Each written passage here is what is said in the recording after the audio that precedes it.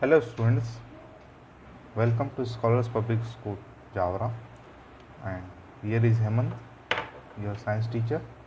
So जैसा कि हम पिछले दो पार्ट में प्लांट्स के नेचर के बारे में पढ़ चुके हैं, प्लांट्स में जो न्यूट्रिशन होता है उसके बारे में हम जान चुके हैं बहुत कुछ. सो हमने पिछले दो लेक्चर्स में हमने पहले लेक्चर में हमने जाना था प्लांट्स के बारे में, न्यूट्रिशन प्रोसेस के बारे में, और दूसरे लेक्चर में हमने उसके ऑटोट्रोपिक नेचर के बारे में, जो न्यूट्रिशन मिलता है प्लांट्स को खुद के द्वारा, जो प्लांट्स अपना खुद का फूड बना लेते हैं, उसके बारे में हमने जाना. अब ये जो थर्ड हमारा पार्ट है इस चैप्टर का, थर्ड एंड लास्ट पार्ट है.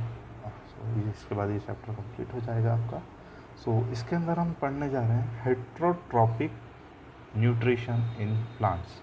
अब अच्छी बात यह है कि ये चैप्टर हमारे लिए बहुत इम्पोर्टेंट है. और देखिए, ये हेट्रोट्रॉपिक का मतलब क्या होता है. हेट्रो मतलब किसी दूसरे पर डिपेंड होना. हमने अब पिछली बार ही पढ़ा था कि हेट्रोट्रॉपिक न्यूट्रिशन, जैसे अब फूड के लिए किसी और पर डिपेंड होना. तो अगर हम प्लांट्स के पर्सपेक्टिव में अगर इस चीज़ को हम जानेंगे थोड़ा सा, सो ये जानेंगे हम कि do not have chlorophyll so they can not make their own food. अब हमने आपको बताया था कि एक क्लोरोफिल बहुत इम्पॉर्टेंट है कि इस प्रोसेस में, फोटोसिंथेसिस प्रोसेस में. अब अगर क्लोरोफिल ही नहीं होगा सो कोई प्लांट या कोई एनिमल ऑर्गेनिज्म या अपना फूड बना पाएगा? नेवर. सो अगर जिनके पास क्लोरोफिल नहीं है तो वो किसी और पर डिपेंड रहेंगे अपने खाने के लिए. इसलिए अपने फूड के लिए किसी और पर डिपेंड होना हेट्रोट्रॉपिक न्यूट्रिशन. ठीक है. अब हम समझेंगे कि हेट्रोट्रॉपिक न्यूट्रिशन में के अलग अलग मोड्स होते हैं. सो मेनली हमने इनको 4 पार्ट में डिवाइड कर रखा है. ठीक है. सो हेट्रोट्रॉपिक के लिए 4 पार्ट ये है. एक होता है पैरासिटिक, एक होता है सैप्रोफाइटिक, एक होता है इंसेक्टिवोरियस, और एक होता है सिम्बायोटिक. ठीक है. सो इनको जानने के लिए हम धीरे धीरे आगे बढ़ेंगे. तो पहला, बड़े कामनेस से आगे बढ़ना है इसको समझने के लिए कि पैरासिटिक प्लांट्स. अब पैरासिटिक्स प्लांट्स को अगर हम डेफिनेशन के माध्यम से अगर समझेंगे simply, so the plants that partially, आज इस वर्ड का ध्यान रखेंगे, और completely depend on other plants, और इसको हम host for their nutrition.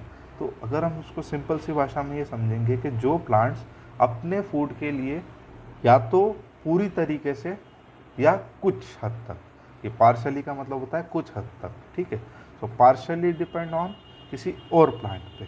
So plant यानी कि उसका होस्ट प्लांट. आप ये नहीं कि ये देखिए कि कोई एक घर है, तो घर के अंदर अगर कोई किराएदार आता है, जो हम जिसे हम पीजी बोलते हैं, रेंट पर रहने आता है, तो वो हमारे यहाँ, हम उसके होस्ट बन जाते हैं और वो हमारे लिए एक गेस्ट होता है. ठीक है. सो होस्ट यानी कि जिसका प्लांट है, अगर उसको किसी और से न्यूट्रिशन देना पड़ रहा है उसको, सो हम उसे क्या बोल देंगे? होस्ट. ठीक है. So the organism that provide food and shelter to parasite. आपको ये बात समझ में आई मेरी? ठीक है. इसका सबसे अच्छा एग्जांपल है सैंडलवुड का ट्री. अब सैंडलवुड ट्री, जिसे हम चंदन भी बोलते हैं, किसका? चंदन. ठीक है. अब चंदन हमारे लिए माइथोलॉजिकल भी बहुत इम्पोर्टेंट है, और मेनली हम इसको पूजा पाठ में यूज़ करते हैं चंदन. सो ये चंदन का जो प्लांट होता है, जो चंदन हमारे लिए हम जो डेली लाइफ में यूज़ करते हैं, वो पैरासिटिक है. पैरासिटिक यानी क्या? वो खुद का फूड नहीं बना सकता, वो किसी और पर डिपेंड है. ठीक है. तो पैरासिटिक रिलेशनशिप. अब इसके अंदर एक इम्पॉर्टेंट बात ये है कि ये किसी और प्लांट को, जिस प्लांट पे ये रह रहा है, ये उसे हार्म करेगा. आप ये बात समझिए, ये क्या करेगा? उसको हार्म करेगा. ठीक है बेटा, ये बात आपके लिए जानना बहुत ज़रूरी है. ठीक है. इसका अगला हो गया सैप्रोफाइटिक प्लांट्स. अब सैप्रोफाइटिक प्लांट्स क्या? कि obtain their nutrition from the dead and decaying plant and animal matter. अब ऐसे प्लांट्स जो कि किन चीज़ों पे डिपेंड हो रहे हैं? किसी डेड और डिकेइंग मटेरियल पे. डेड और डिकेइंग मटेरियल क्या? कि आपने देखा होगा कि अगर कोई पेड़, अगर हम देखते कि पेड़ ख़त्म हो गया, कि पेड़ की लाइफ ख़त्म हो गया, वो पेड़ बिल्कुल एक सूखने की कगार पर आ गया, तो वहाँ पर जानवरों का या अलग अलग पौधों का बढ़ना चालू हो जाता है।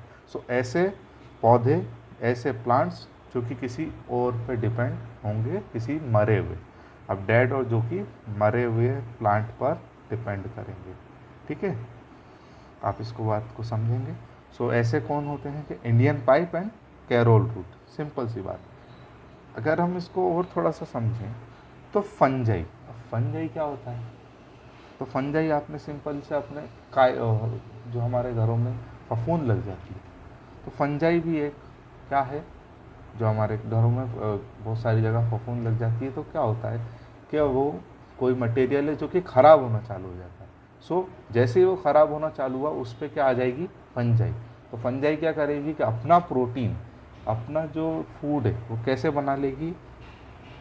डेड और डिकेइंग मटेरियल से। कैसे बनाएगी? डेड और डिकेइंग मटेरियल से अपना न्यूट्रिशन बना लेगी और वो बढ़ती जाएगी। यानी कि जो चीज़ सड़ती जाती है उस पे ऊपर ये सेप्रोफाइटिक प्लांट्स अपना कब्जा जमाते रहते हैं। इतनी बात आपको समझ में आई हो। सिम्बायोटिक प्लांट, अब ये बड़े अच्छे माने जाते हैं प्लांट्स। तो ऐसे प्लांट्स जो कि अपने पार्टनर को mutually gain from each other. अब ऐसे प्लांट्स जो कि अगर किसी प्लांट पे रह रहे हैं तो वो खुद का भी फ़ायदा करेंगे और सामने वाले प्लांट का भी फ़ायदा करेंगे। आप इतनी बात समझिए कि जैसे पैरासिटिक प्लांट का क्या था कि वो किसी और प्लांट पे रह रहे थे पर उस प्लांट को हार्म कर रहे थे। सिम्बायोटिक ऐसा नहीं। सिम्बायोटिक वो खुद भी अपना फूड कभी कभी बना लेते हैं और ज़्यादातर क्या कि खुद फूड भी बनाते हैं किसी और से हेल्प लेकर, और सामने वाला जो प्लांट है उसको भी न्यूट्रिशन प्रोवाइड कर पाते हैं। इसका सबसे अच्छा एग्जांपल है लाइकेंस। क्या है? लाइकेंस जो कि क्या है? सिम्बायोटिक प्लांट है। क्या करता है लाइकेंस? जो कि खुद भी एक प्रोटीन प्रोवाइड करता है किसको? प्लांट को, और प्लांट से भी एक अपना प्रोटीन ले लेता है। ठीक है, आपको इतनी बात तो ये यहाँ समझ में आया आपको। म्यूचुअली क्या आया आप समझ में बेटा? म्यूचुअली। अब थर्ड है आपके लिए इंसेक्टिवोरस प्लांट्स। अब किसकी बात आ गई हमारी? Insectivorous plant. अब ऐसे प्लांट्स जो कि क्या होते हैं?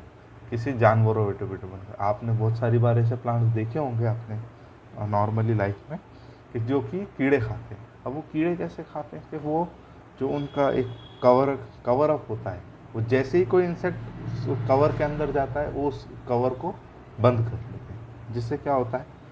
वो अपना फूड बना पाते हैं। सो ऐसे प्लांट्स जो कि स्मॉल एनिमल्स या इंसेक्ट्स पे डिपेंड होते हैं उन्हें हम क्या बोलेंगे? Insectivorous plant. ठीक है बेटा। तो ये टॉपिक के बाद में एक हमारा आखिरी टॉपिक है replacement of nutrient in soil. ठीक है, अब मेनली हम अगर बात करते हैं तो हम सिंपल सी अगर हम देखें तो हम सॉइल के अंदर फर्टिलाइज़र और मैन्योर क्यों डालते हैं? हमारे लिए क्वेश्चन छोटा सा राइज होता है हम के फर्टिलाइज़र्स और मैन्योर मतलब खाद हम प्लांट्स में या सॉइल में क्यों डालते हैं? सो ओनली क्या करते हैं? वो रिप्लेनिश कर देते हैं न्यूट्रिएंट्स इन द सॉइल। तो हम सिंपल सी बात ये देखते हैं कि कोई भी एक सॉइल है जो आपके नॉर्मली आपने अपने, अगर आप एग्रीकल्चर बैकग्राउंड से हैं तो आप इस चीज़ को ज़्यादा रिलेट कर पाएंगे कि हम किसी एक जगह पर बार बार अगर एग्रीकल्चर या क्रॉप्स उगा रहे हैं तो उस मिट्टी की जो प्रोडक्टिविटी है वो धीरे धीरे कम होती जाती है। सो ऐसी कंडीशन में तो मिट्टी में जो न्यूट्रिएंट है जो कि हमारे प्लांट्स को ग्रो करने के लिए हेल्प करते हैं वो धीरे धीरे ख़त्म होते जाते हैं। इसीलिए हम क्या करते हैं कि उस मिट्टी के न्यूट्रिएंट्स को बढ़ाने के लिए हम क्या करते हैं? उसके अंदर फर्टिलाइज़र्स और मैन्योर डालते हैं। सो अगर हम इतनी सी बात समझें कि न्यूट्रिएंट्स की कमी की वजह से हमारी जो सॉइल है उसकी प्रोडक्टिविटी कम हुई। प्रोडक्टिविटी कम होने से वो डायरेक्टली और इनडायरेक्टली किस पे डिपेंड होगी? हमारे क्रॉप प्रोडक्शन पे। हमारा क्रॉप प्रोडक्शन अच्छा नहीं हो पा रहा है, इस वजह से हम क्या करेंगे? फर्टिलाइज़र्स और मैन्योर हमारे सॉइल के अंदर हम प्रोवाइड करते हैं, जिससे क्या होता है? एक हेल्दी प्लांट। आई होप आपको ये चैप्टर अच्छे से क्लियर हुआ होगा। So thank you so much for tuning us. and God bless you.